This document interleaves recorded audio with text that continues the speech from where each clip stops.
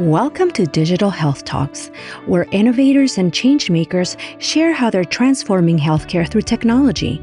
Join Megan Antonelli, who will be shining a light on the good things happening in digital health. Every CIO I talk to has the same problem with clinical AI right now.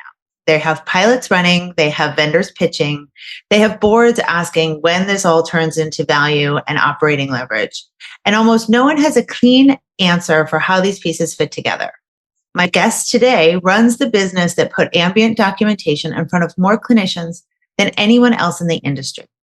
He is now watching health systems try to scale that from physicians to nurses to radiologists and into revenue cycle and operations. So we're going to talk about what real production looks like, what the architecture has to go to next, and what is genuinely working. This is Megan Antonelli, CEO of Health Impact Live, and this is Digital Health Talks. I'm here today with Kenneth Harper, General Manager of Dragon at Microsoft. Hi, Ken. How are you today? Hey, Megan. Thanks for having me. Yeah, welcome to the show. I mean, I can't believe for as long as I've known you guys over at Dragon, of course, at our friends at Microsoft, we haven't had a chance to meet. So I'm excited to finally meet. Yeah, I appreciate you letting me come in and have this conversation. Absolutely. Well, I think what's so amazing about, kind of your history and your background is, you're really one of the first folks to work on this, being at Dragon for almost over 20 years now. Tell us a little bit about kind of your background and how you got into it. Yeah, happy to. I have a background in human factors, and I had this opportunity coming out of college to go work on a company that was doing voice recognition, personal assistance at the time is what we called it. And human factors is very much about, how do we interface with technology and how do we interact with technology to help improve our lives? And so it was just an opportunity that I got really excited about. I didn't know much about voice recognition, to be completely honest.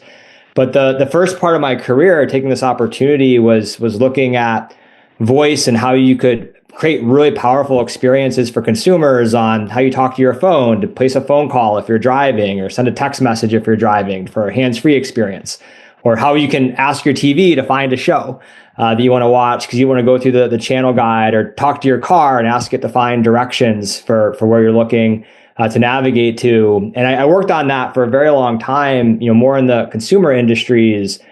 And then, halfway through my career, it kind of dawned on me, although it was cool what voice was doing, what personal assistance and AI was doing, it just didn't feel like the meaning was there as much in terms of the impact that this was having.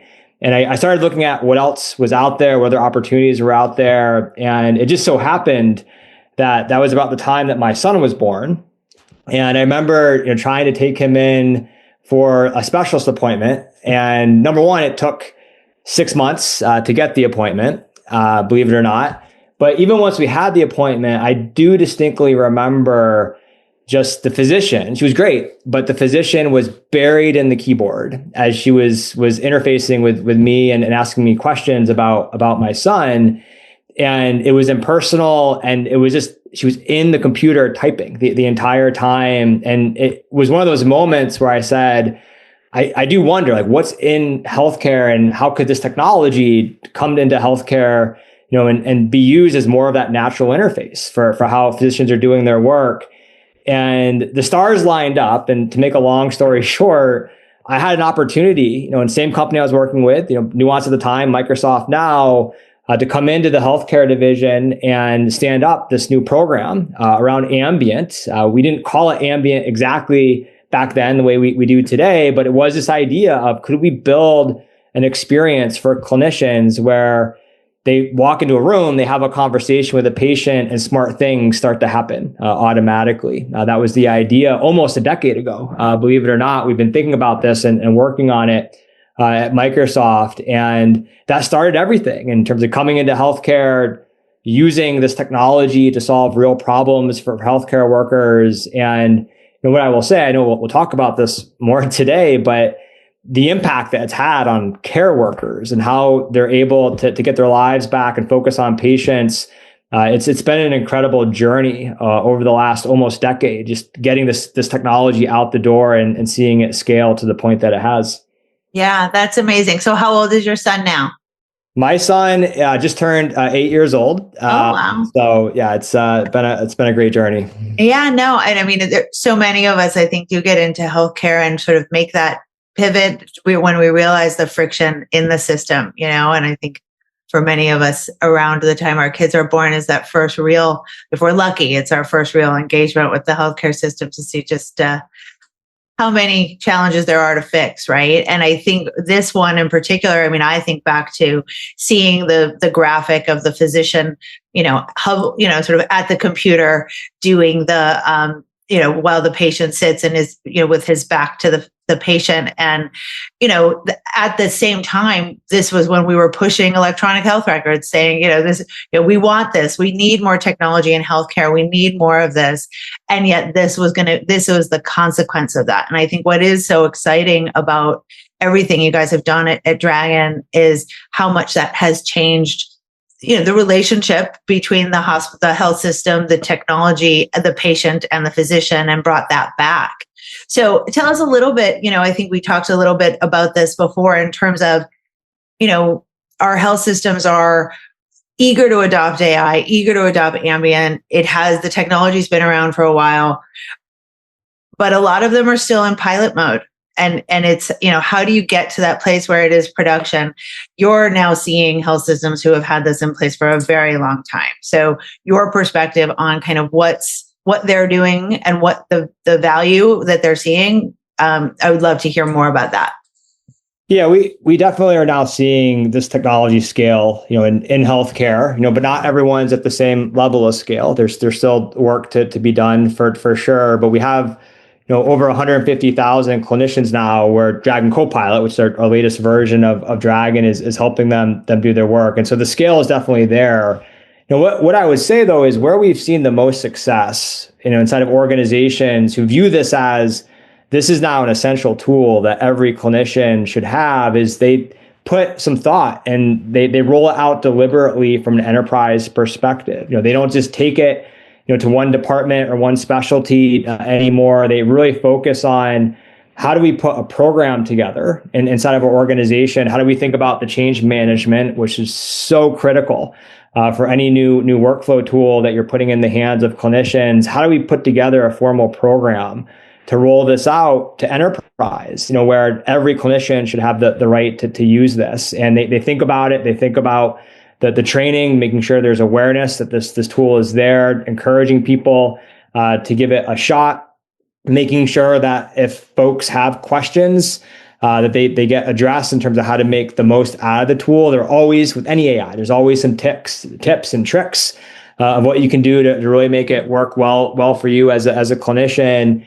And really what happens is you begin to see this flywheel, because inside of an organization, when all your colleagues are using something, you hear about it. And people start talking about what they're doing and the impact that it's having on their practice and their patients. And the more people hear it, the more people want to try it. It's almost like this self-fulfilling prophecy of everyone's talking about it, and it creates a lot of buzz in the organization. And before you know it, your entire organization is lit up. And so I think to answer your question, the organizations that we've seen do this well, Advocate is one example. They're one of the first to really think about rolling this out from an enterprise perspective. We want everyone to have the right to use this tool. They've just been a phenomenal partner of ours, but they've put so much time and energy to make sure they've thought about that change management and making sure the support system was there to make it successful. And it's really about that leadership team in the health system saying, we're all in on this. There's no debate on it. We're all in on it, and we're going to make it successful with our clinicians. Mm-hmm. Yeah, I think that's, a lot of the things that we've heard in the past is, you'll hear that they don't want it taken away. Those who have it love it. And it sort of spreads like, wildfire, and they want, the others in the departments want it. Tell me a little bit about, is there, what's involved in terms of that? If you're taking it from the clinicians, physicians, if you say you pilot it with one department and then you go to a next, what does it look like, or how do health systems really need to rethink or think about that clinical AI deployment when it's going across roles?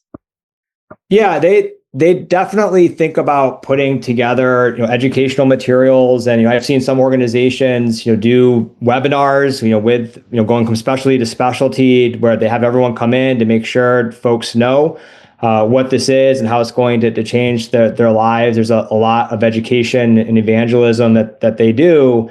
And so I think going back to creating programs and creating content and collateral that they take to all the different specialists and departments and where they're rolling this out, and make sure folks understand it. They are very deliberate, and on this day, this is what you're going to get, and this is the time commitment we're asking from you to get set up.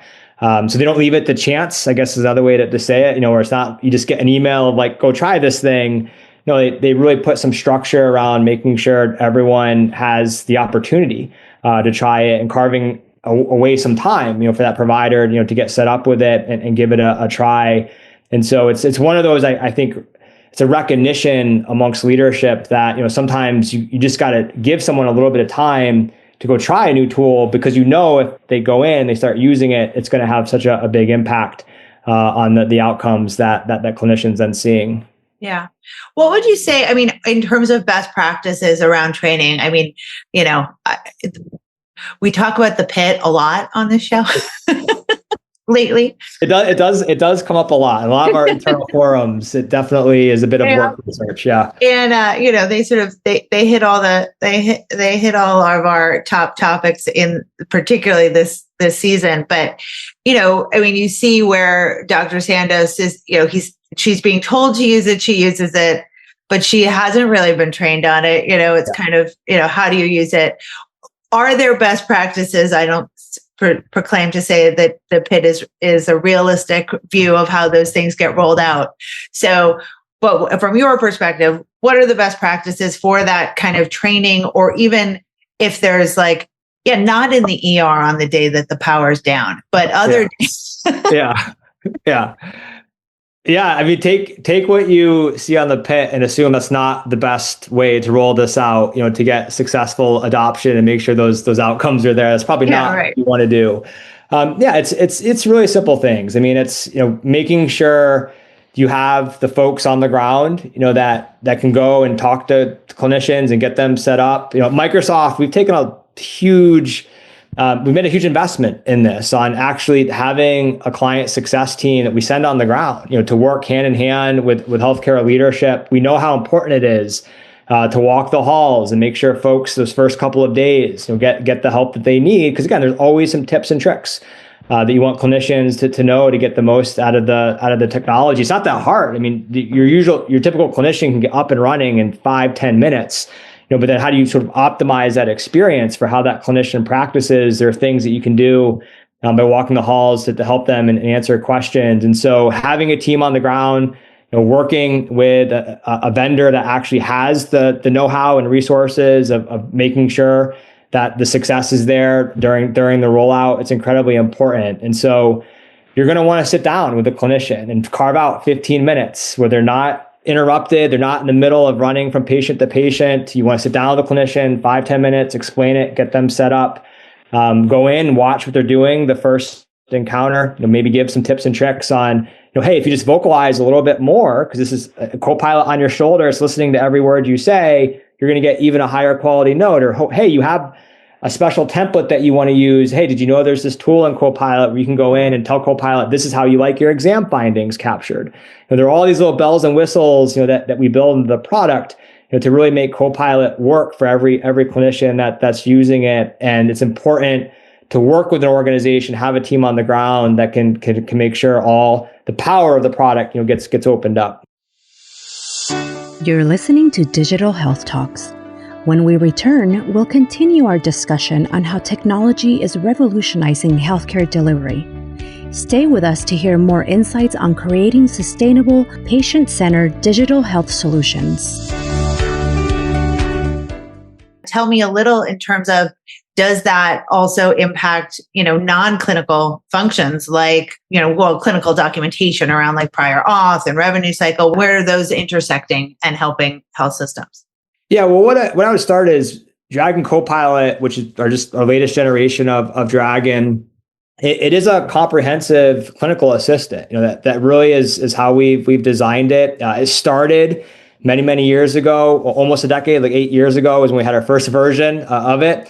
It started around documentation because that was the biggest problem to be solved, and where we know we could save lots of time in documenting something purely based on what you're doing and talking with a patient, and all those outcomes have been proved. Over the last several years, we save hours a week for clinicians just purely in their documentation time. But where we're going with Copilot is there's so much more opportunity of how a clinical assistant can help you throughout the course of the day.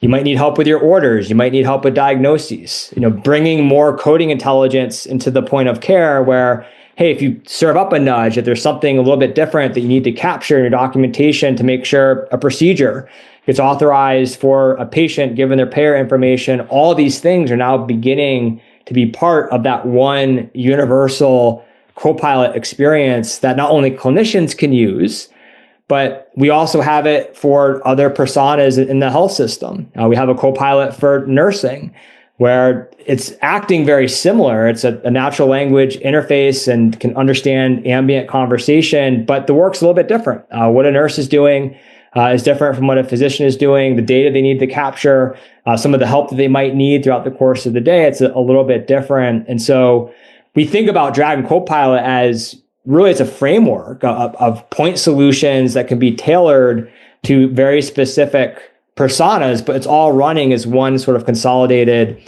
capability or platform, if you will. And so it's a really important aspect of the scale and the impact inside of healthcare. If you're working more as Dragon Copilot is this broader set of capabilities, and then you can turn on certain features by the persona. It's really how you get the most value out of the capability. Yeah, absolutely. And I mean, as we look at the healthcare system, it's, I think the fragmentation and the sort of the siloed of the departments and divisions is such a big piece of that. So that integration layer is so important. And we've seen that a lot in the discussions that we've had around that. So tell me a little bit more about, kind of where the next few years is going. Like, you've been at it since, over a decade now, in terms of what's to come in terms of the programs that for the healthcare systems. Yeah, there are a couple things I would say that get us really, really excited about where we're going. One, just to sort of segue from your last comment around consolidation, we do view Dragon as becoming what we call internally the UI for AI, meaning it is a workflow that is already being used for a lot of your work, but now it's connecting to all your applications. It understands what you're doing in the EMR, understands what you might be doing in M365, it understands all the clinical data that you might be working with. A lot of folks tend to think that the clinical data you're working with only resides in electronic health record. That's one source of data, but you might also be going to a third-party website like UpToDate and looking at a clinical protocol of something that you need to follow for a diagnosis you haven't seen in a while. There are all these different sources and all these different applications, and Dragon is becoming this centralized natural language interface that connects you to all of it inside of one workflow. And so that's a big aspect of what we're now doing with Dragon. The other aspect is, and this has always been true from the early days of ambient documentation, this vision, which we're now actually realizing, is how can we actually bring intelligence into the ambient experience, because we now know what's happening between provider and patient while it's happening. And what gets us excited about that is if you think about what has happened in healthcare historically, all of these best practice alerts and nudging systems and clinical decision support tools have always required data being entered somewhere before an alert might come into focus, or a nudge, or a best practice of this is actually the right treatment plan for a patient that has these types of conditions. You have to talk to the patient, go put information into a system, and then these alerts come to the foreground. And so alerting in healthcare historically has been retroactive. It happens after the fact. And what we're excited about with Ambient, Dragon Copilot and Ambient now running at scale, we're now understanding what's happening in the moment between provider and patient, combined with data we're pulling out of the historical record of the patient, how to use all that context and what you're discussing with the patient while the patient's in the room to bring intelligence in, serve it up to a provider while the patient is still sitting there. And there's an opportunity to intervene. And so an example of this is in Dragon Copilot now. We have an open framework where anyone can come in, any third party that might be building a really unique skill can plug into Dragon. One of the partners that's plugged into Dragon now is a company called Canary Speech. And what they do is they take that audio snippet that is in the ambient recording, because Dragon's running and we understand what's being discussed with the patient. They can take a snippet of audio, they run it through a series of models that they've trained, and they can bring back into workflow for the provider an indication of depression probability, anxiety probability, and also flag early signs of neurological disease. And so imagine someone coming in to primary care for an annual visit. Maybe they really aren't comfortable answering some of the survey questions that you get in your intake, around your mental health and your feelings of safety. But this is a technology that goes through that because it actually looks at the audio of the patient's voice and tries to detect signals of depression. And by seeing that in workflow, while the provider is still talking to the patient, the provider now has an indication, hey, maybe you should ask a follow-on question. Maybe you should nudge a little bit and see if this patient needs some help. And I've already heard one testimonial for someone that's using this in production that they had a grandmother come in and everything seemed fine. No issues on the survey or the intake information. Everything was fine. It was an annual visit, healthy, no major medical concerns. But because this was running as part of the ambient dial tone, they got an indication that the patient had high probability of depression. And so they just asked and nudged a little bit more what was really going on. They actually went into a 5-minute discussion about the grandmother's son had just moved. She no longer has access to her grandchildren, which are a huge part of her life.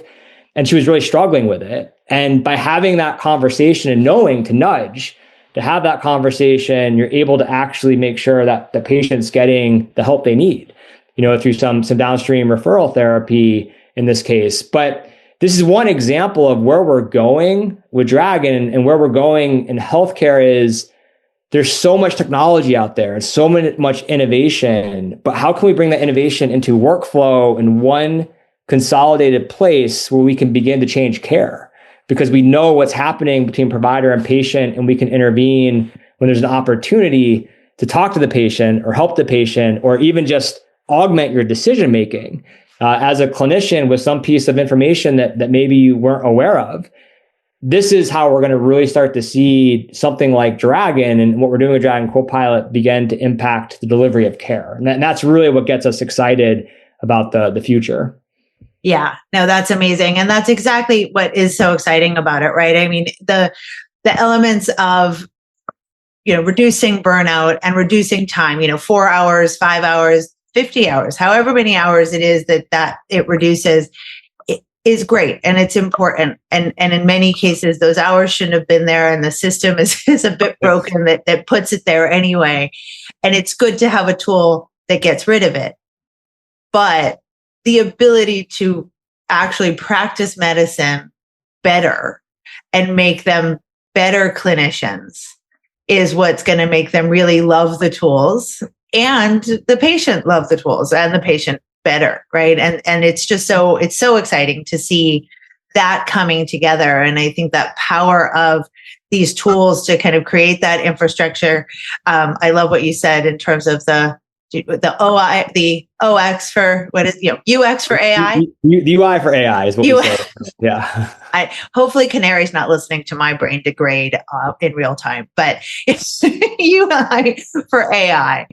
Tell me a little bit in terms of Canary, is that embedded? Is it a partnership? How does that, is it, you turn it on? It's just there? Yeah. What we're doing in Dragon Copilot is we're opening it up through a open framework, very similar to how you can think of an app store with your phone. We're not discriminating who can plug in.